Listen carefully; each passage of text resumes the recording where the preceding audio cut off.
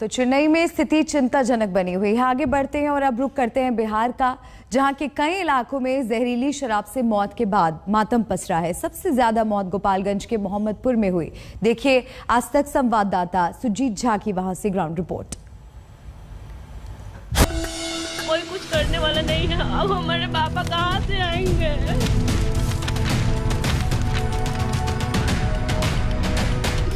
Police को घूस ले लेता लो, बेचता लो।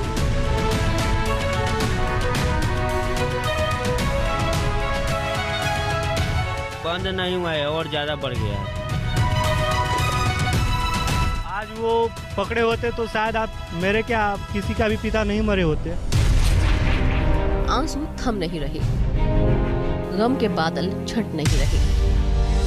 किसी ने पति खोया तो किसी ने पिता, किसी का बेटा चला गया तो किसी का भाई। जहरीली शराब ने कई घरों को बर्बाद कर दिया। मीणा देवी का तो रो रो कर बुरा हाल है।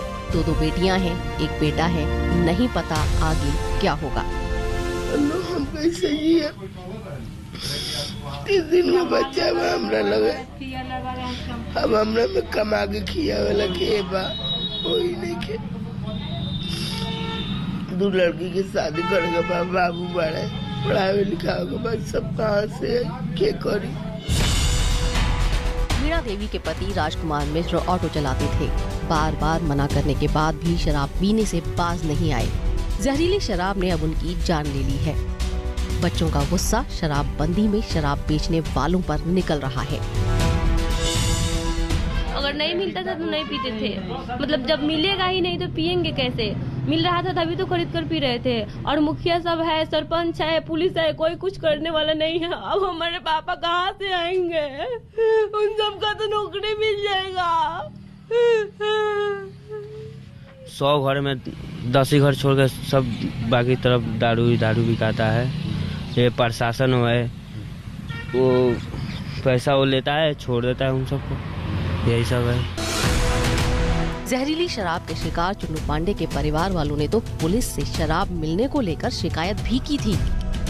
2 बार FIR भी दर्ज करवाई, लेकिन पुलिस वालों ने शराब माफिया पर एक्शन लेने के बजाय उनके पिता को ही जेल में डाल दिया था। FIR वही दर्ज करवाया था कि चलिए, मैं जाकर खुद प्रशासन को बुला के लाया था यहाँ पे, और मैं फिर थाने में गया था। उनसे बोला था मैं कि आप पता कीजिए, मारी काटे कुछ भी कीजिए, पर पता कीजिए, इनसे पूछिए कहाँ से मिलता है शराब और उनको चल कर पकड़िए। पर उन्होंने मुझे डांटा और मारने का धमकी, जेल में डालने का धमकी दे के, गाली वाली दे के मुझे भगा दिया। मातम उस हरिजन बस्ती में भी है जहाँ शराब मिलती थी। शराब बेचने वाला जेल में है, घर सील है, लेकिन उसका भाई ही जहरीली शराब का शिकार बन गया। बना देखिए, इस घर में 2 भाई रहते हैं। एक भाई शराब बेचता था और दूसरा भाई उसी शराब को पी गया, उसकी मौत भी हो गई। भाई था तो कम से कम भाई को मना कर सकता था, लेकिन जहरीली शराब है, मत पियो। हम उहे कहल जानता नहीं, हमार मालिक साहब ना दारू बेचत रहनी है, 4 गो लोग लेकर के अपना कमा के खियावत रहनी है। शराबबंदी में शराब का ठिकाना कहाँ है ये सब जानते थे, लेकिन पुलिस की नींद तक नहीं खुली। अब जहरीली शराब ने जान ले ली। लोग आरोप लगा रहे हैं कि अवैध शराब की कमाई से लोगों ने ही इमारतें खड़ी नहीं की, बल्कि इसके हिस्सेदार पुलिस वाले भी रहे हैं। जहरीली शराब कांड ने शराबबंदी की पोल तो खोल ही दी है, साथ में ये भी बता दिया है कि किस कदर इस पूरे नेक्सस में पुलिस प्रशासन का हाथ है। क्योंकि मोहम्मदपुर में जो घटना हुई और घटना के तुरंत बाद पुलिस ने जिस तरीके से शराब बेचने वालों को गिरफ्तार किया, उससे तो यही पता चलता है कि पुलिस को पहले से ही पता था कि कौन शराब बेच रहा है।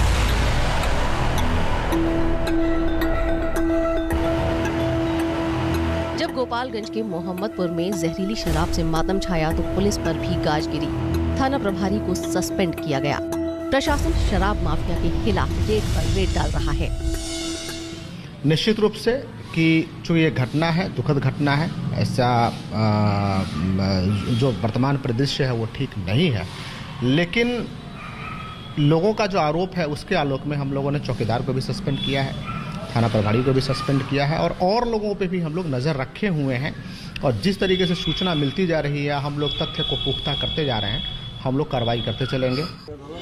सिर्फ मोहम्मदपुर में ही 20 से ज्यादा लोगों की जहरीली शराब पीकर मौत हो गई। इनमें से 13 का पोस्टमार्टम हुआ, इसलिए सरकारी आंकड़ों में संख्या 13 ही दर्ज है।